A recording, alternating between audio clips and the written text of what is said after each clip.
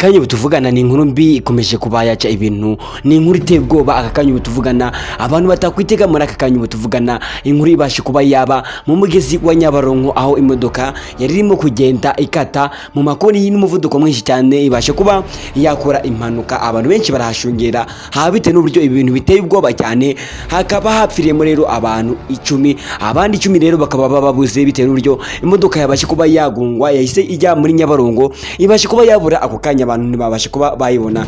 Ikaba ari inkuru rero iteye ubwoba. Mbahe ikaze rero niba mubonye usanzwe wagezaho amakuru atandukanye, amakuru ari kuvugwa mu karere ndetse no hirya ndetse no hakuno. Mbahe ikaze rero ni Didi wanyu bakunda, mbibutse nanone kandi niba arwa mbere ugeze kuri YouTube channel yacu, kanda ku buto ya subscribe kugira ngo amakuru yose tubashe kuba twakora just now ahite bageraho, kandi mubashe kuba mwayumva kandi mubashe kuba mwagira ingingo mwabasha kuba mwakuramo.